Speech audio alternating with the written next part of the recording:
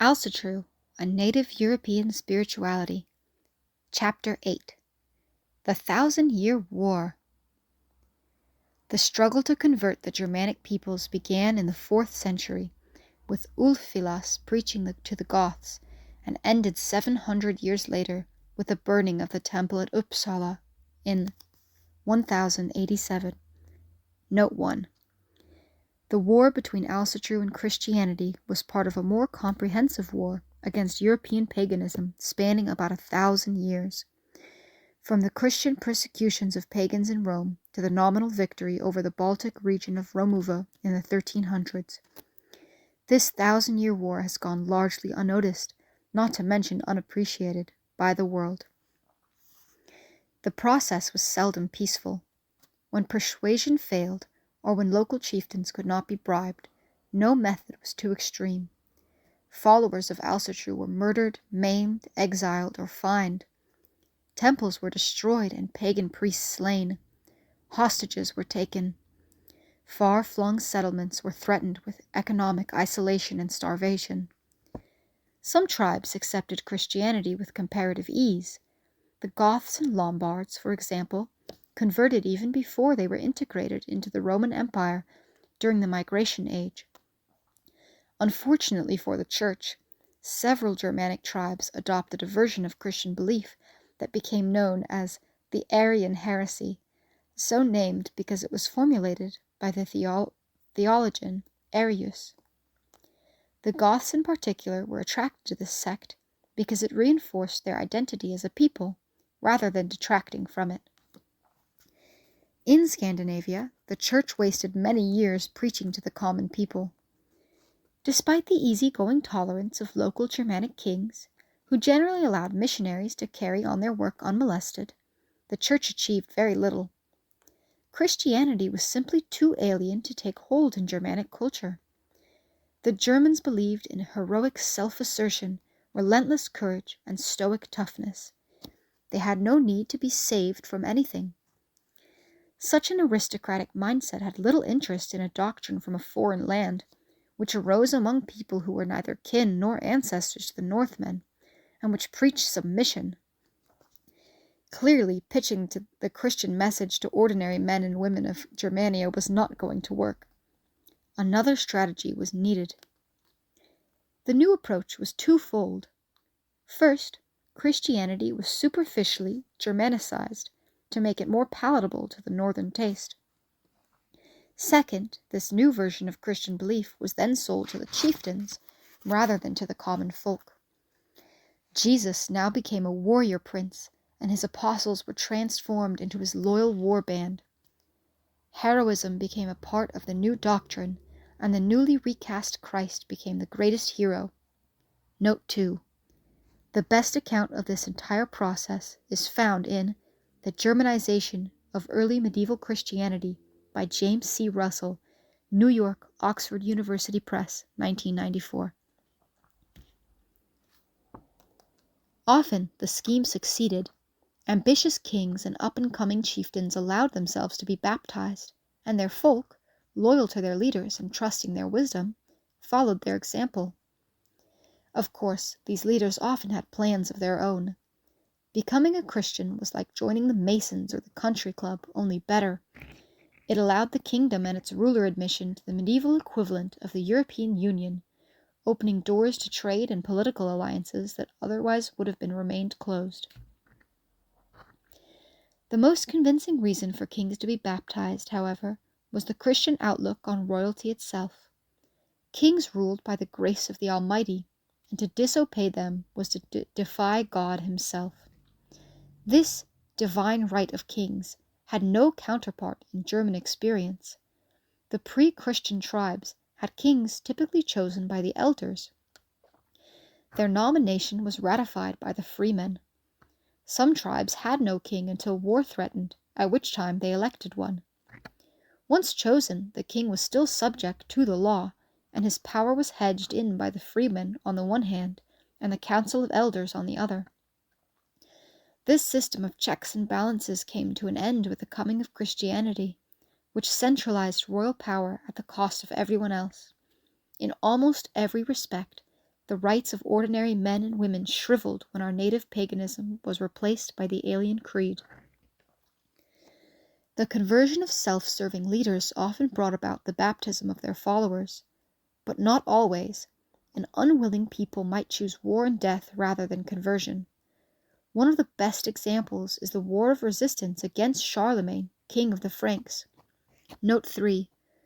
The war against the Saxons is described with passion in a little-known volume titled The Franks, a critical study in Christianization and imperialism by F. J. Lose. Charlemagne launched a war against the pagan Saxons in the year 772 and fought a total of 18 battles in northwest Germany. He began by attacking a holy site, probably the ritual site known as the Exernstein, or the Exernstein, near what is now Paderborn.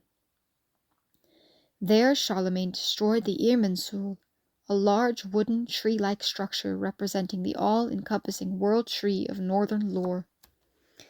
By thus defiling a religious shrine, Charlemagne made it clear that his war was not merely political, but religious. He fought to the river Weser and destroyed a number of Saxon settlements on the way. Having temporarily achieved his aims, he took hostages and turned his fury on the Lombards of northern Italy. Although defeated on the field of battle, the pagan Saxons dispersed and fought on as guerrillas under their king, Widukind. In 775, Charlemagne tried again to pacify them. He swept through the offending villages, overwhelming all that stood against him and destroying Saxon strongholds. Thinking his job done, he forgot about the Saxons and resumed his war against the Lombards. But Widukind's pagans proved resilient. As soon as Charlemagne turned his attention to the Lombards, they regrouped and took the Frankish garrison at Eresburg. Once again Charlemagne fought them, and this time he drove Widukind into exile. Consolidating his victory, the king reorganized Saxon society by replacing the traditional tribal leaders with royalty of his own choosing. In 782, Charlemagne established a uniform code of laws over both the Franks and the Saxons. Because it harshly punished pagans, the people again rose up in revolt. Widukind returned from exile and defeated a Frankish army at Sundtelgebirge. In retaliation, Charlemagne brought 4,500 pagan Saxon leaders to Verden on the Aller River and had them murdered. This massacre sparked 2 more years of relentless war. Finally, in 785, Widukind surrendered. Sporadic revolts against Charlemagne and Christianity continued for 9 more years, however. 200 years later, the Christianization of Norway provided another case study of the religious repression. Olaf Tryggvason became the king of Norway in 995 and immediately began tightening his grip on the various regional rulers. Olaf also insisted that the entire country worship Christ, and he enforced his will by the sword. Snorri Sturluson's epic Heimskringla describes the conversion in great detail. The saga tells how Olaf went from district to district baptizing the Norwegians, burning temples, and killing or exiling all who stood firm in their ancestral faith. Snorri's account highlights many of the martyrs who died under torture rather than become Christian. Eyvind Kinrifi had his internal organs cooked when Tryggvason ordered a bowl of red-hot embers placed on his stomach. The king forced Raud the Strong to swallow a poisonous snake, after which the king confiscated all Raud's wealth. Olvir organized religious rites after observing the coming of springtime. Olaf had Olvir killed and all his co-conspirators murdered, mutilated, exiled, or fined, depending on their degree of complicity. On one occasion, a man named Ironbeard was hosting ceremonies in honor of the gods, and as a gesture of good faith he invited Olaf to attend. Olaf deceitfully agreed to come. When all had arrived and the door was bolted, the king produced his axe and demolished the statue of Thor, then killed Ironbeard. the rest of the people were given the choice of baptism or death. But like their Saxon cousins, the Norwegians were stubborn. Tryggvason's efforts did not succeed in wiping out all resistance. Years later, another King Olaf, this one known as Olaf the Stout, employed these same methods of converting the heathen. Like his namesake, Olaf the Stout made many martyrs for Alsatru. One of these was an outspoken man named Guthroth, who spoke against Olaf's trampling the traditional liberties of the folk and his constant violations of the law. For this offense against the king, his tongue was cut out. Threats, tempered with bribery, were enough to sway the decision in other lands. According to tradition, Iceland adopted Christianity in the year 1000. Missionaries had splintered Icelandic society into two factions, one Christian and one Alsatru. Law and order were breaking down. Several killings had already occurred, and more seemed to be on the way. A resolution was needed if the country was not to dissolve into chaos. When the Icelandic assembly met in that fateful year, the question was put to Thorgeir, the law speaker. After deliberating for a day and a night, he announced that there was to be one law in Iceland and one religion, Christianity. Those true to the old gods and goddesses were allowed to practice in private, but if witnesses proved they had done so, they would be banished from the country for 3 years. Dag Strömbäck, in The Conversion of Iceland, tells us what was happening behind the scenes. Olaf Tryggvason had taken all the Icelanders in Norway hostage and had threatened to kill them. His hand was temporarily swayed when he was convinced that persuasion could be used to bring Iceland to Christ. An unfavorable decision at the Althing, of course, might change Olaf's mind and cost the hostages their lives. Strömbäck believes that Tryggvason might have even mounted an all-out invasion of Iceland if the Christians had not won the decision. But there's more.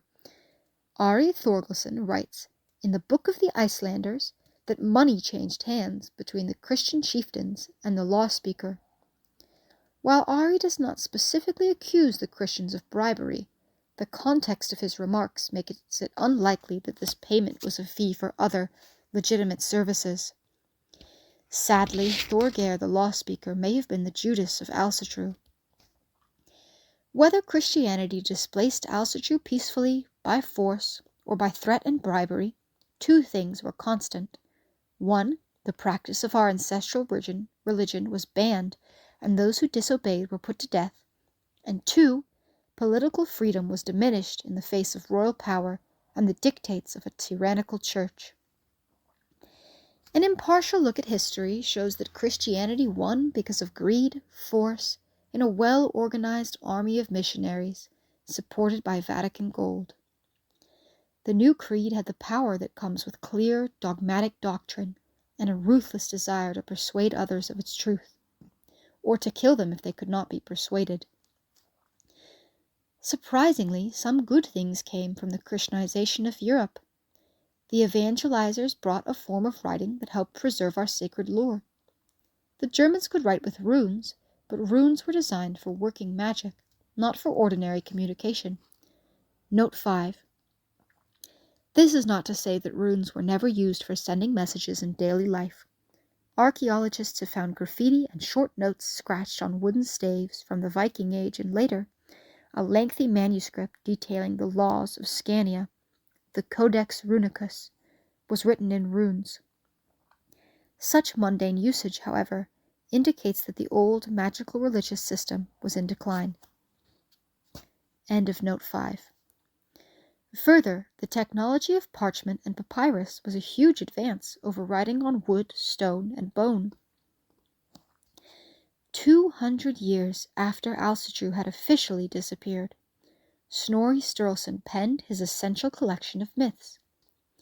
It may be that Snorri was simply a Christian of his era, who had an abiding love of his national culture, but I often wonder if he was not one of the last surviving members of an indigenous religion that had gone underground in response to Christian persecution.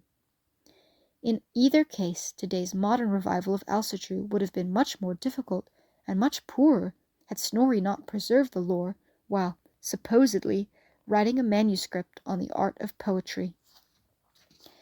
Perhaps there is a larger plan at work here.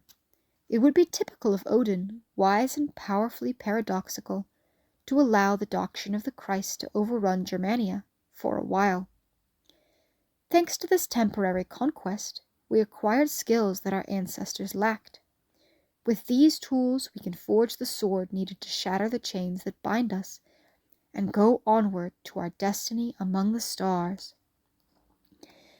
Those who would think the old ways gone forever, those who believe that Christianity has permanently consumed the gods of the North, need to put things into the perspective of time. We have been Europeans for 30 or 40,000 years. For about 97% of that time, we followed a religion other than Christianity. There is no proof that Christianity was anything more than a passing phase.